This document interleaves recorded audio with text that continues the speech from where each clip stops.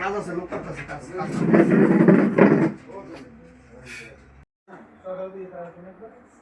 আমি তো সাকাত নিব।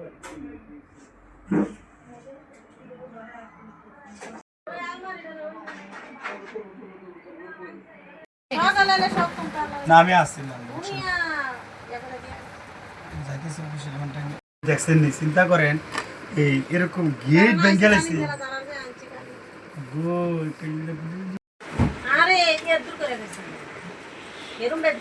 ও এটা রাতে নামে আইলাম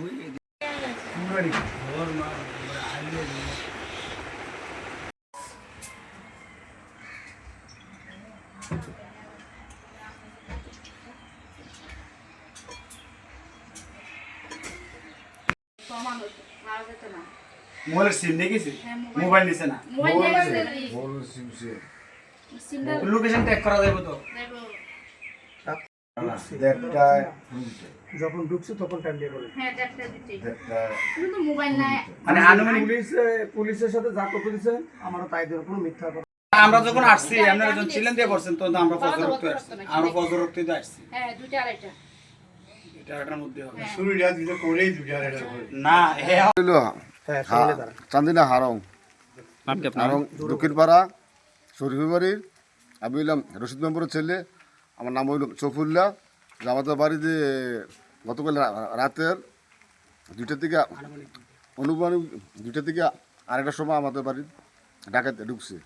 আমি মানে ছিলাম ঘুমে, তারা মানে আমার কেসি গেট ইয়ে করিয়া 2টা ইয়ে আসলো, 2টা তালা আসলো। তালা তারা কী বলছে যে ভাঙছে আমি বলতে পারি না।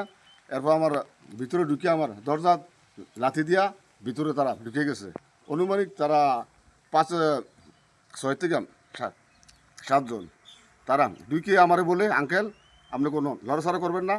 তারা আমার আমি দেখিয়ে তারা আমি আসলাম ঘুমে, দেখিয়ে তারা আমারে কইলে আপনি মারতেন না। আমি কইলাম যে ডাকাত ডাকাত কয় ডাকাত আপনারা বললেন না আমরা ডাকাত, এটা কইয়া তারা আমারে আতফাড়ি বাঁধলো। বাঁধে আমি তারার মূল সাই রয়েছি, সাইয়ে থাকা থেকে তারা আমারে ইয়া করিয়া আমারে ইয়ে দিয়া কম্বল দিয়া আমারে চাপা দিস, চাপা দিয়া আতফ তো বাঁধে রাখছে। আমি তো কিছু বলতে পারি নাই। এরপরে আমার ঘর স্বর্ণ আসলো পরা 7 থেকে 8 বুড়ি, ক্যাশ টাকা আসলো 1 লক্ষ টাকা। একটা আমার মোবাইল নিছে, পরে অন্তত 40 থেকে 50 হাজার টাকা এই আমার